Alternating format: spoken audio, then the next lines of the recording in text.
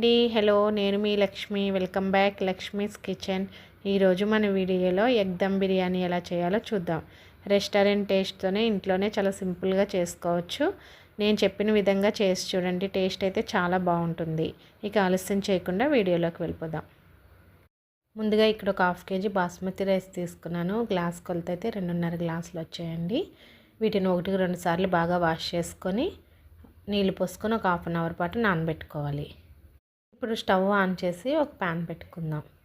చూసారు కదండి, కొంచెం ఇలా మందంగా ఉండే కడాయి అయితేనే బిర్యానీ అడుగంటకుండా వస్తుందండి. దీనిలో ఒక 2 టేబుల్ స్పూన్ వరకు ఆయిల్, అలాగే ఒక 2 టేబుల్ స్పూన్ వరకు నెయ్యి వేసుకోవాలి. నెయ్యి కొద్దిగా వేడైన తర్వాత ఇందులో ఒక 1/2 టేబుల్ స్పూన్ పసుపు, అలాగే 1/2 టేబుల్ స్పూన్ కారం, ఒక 1/2 టేబుల్ స్పూన్ సాల్ట్ వేసుకొని దీనిని బాగా కలిసేటట్టు కలుపుకోవాలి. ఇప్పుడు ముందుగా నేను ఇక్కడ 5 గుడ్లు ఉడకబెట్టుకొని పెట్టుకున్నానండి. వీటిని వేసుకొని ఫ్రై చేసుకుందాం. ఇవి ఇలా ఫ్రై అయిన తర్వాత వీటిని తీసుకొని పక్కన పెట్టుకుందాం. ఇప్పుడు ఇందులో హోల్ గరం మసాలా వేసుకోవాలి. చెక్క, లవంగం, ఇలాచి, అలాగే స్టార్ పువ్వు, అనాస పువ్వు, ఇందులోనే ఒక 1/2 టేబుల్ స్పూన్ వరకు సాజీరా కూడా వేసుకొని వీటిని ఫ్రై చేసుకుందాం. ఇలా ఫ్రై అయిన తర్వాత ఇక్కడ నేను ఒక 2 ఉల్లిపాయలు, ఒక 2 టమాటాలు మిక్సీ జార్లో వేసుకొని మెత్తగా గ్రైండ్ చేసుకున్నానండి. ఆ పేస్ట్ని కూడా వేసుకొని మూత పెట్టుకొని 1 నిమిషం పాటు ఫ్రై చేసుకుందాం. ఇలా ఫ్రై అయిన తర్వాత ఇందులో ఒక 2 టేబుల్ స్పూన్ల వరకు పెరుగు కూడా వేసుకొని బాగా కలుపుకోవాలి. దీనిని 1 నిమిషం పాటు మూత పెట్టుకొని మగ్గించుకుందాం. చూసారు కదా, ఈ ఉల్లిపాయ పేస్ట్ అయితే ఆయిల్లో బాగా మగ్గింది. ఇప్పుడు ఇందులో 1 టేబుల్ స్పూన్ వరకు అల్లం వెల్లుల్లి పేస్ట్, అలాగే ఒక 2 టేబుల్ స్పూన్ల వరకు కారం, రుచికి సరిపడా ఉప్పు వేసుకొని బాగా కలుపుకోవాలి. ఇలా కలుపుకున్న తర్వాత ఇందులో 1 టేబుల్ స్పూన్ ధనియాల పొడి, 1 టేబుల్ స్పూన్ గరం మసాలా కూడా వేసుకొని బాగా కలుపుకొని 1 నిమిషం పాటు మూత పెట్టుకుందాం. ఇప్పుడు ఇందులో కొత్తిమీర, కొద్దిగా పుదీనా వేసుకొని బాగా కలుపుకోవాలి. ముందుగా ఫ్రై చేసి పెట్టుకున్న ఎగ్స్ కూడా వేసుకొని ఇందులో ఒక చిన్న గ్లాస్ వాటర్ వేసుకొని బాగా కలుపుకొని ఉప్పు సరిపోయిందో లేదో చూసుకోవాలి.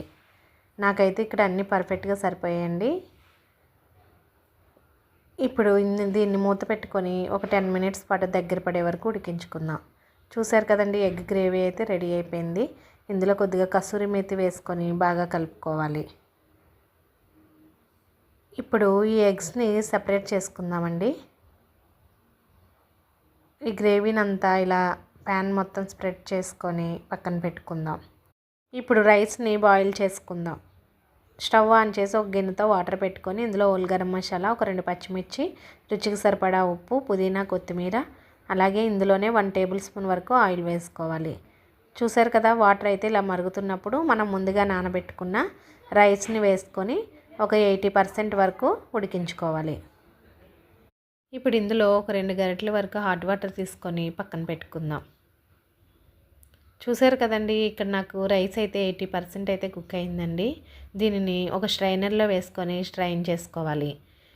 ముందుగా రెడీ చేసుకున్న గ్రేవీని ఇలా ప్యాన్ మొత్తం స్ప్రెడ్ చేసుకొని దీనిపైన బాయిల్ చేసుకున్న బాస్మతి రైస్ మొత్తం వేసుకొని, అలాగే హాట్ వాటర్ తీసి పక్కన పెట్టుకున్నాం కదండి, వీటిని కూడా వేసుకొని చివరిగా ఫ్రైడ్ ఆనియన్స్, కొత్తిమీర, పుదీనా, అలాగే ఫుడ్ కలర్, ఒక 2 టేబుల్ స్పూన్ల నెయ్యి కూడా వేసుకొని మూత పెట్టుకొని ఒక 15 నిమిషాల పాటు మంట లో ఫ్లేమ్లో పెట్టుకొని కుక్ చేసుకుంటే మనకి వేడివేడిగా దమ్ బిర్యానీ అయితే రెడీ అయిపోతుందండి.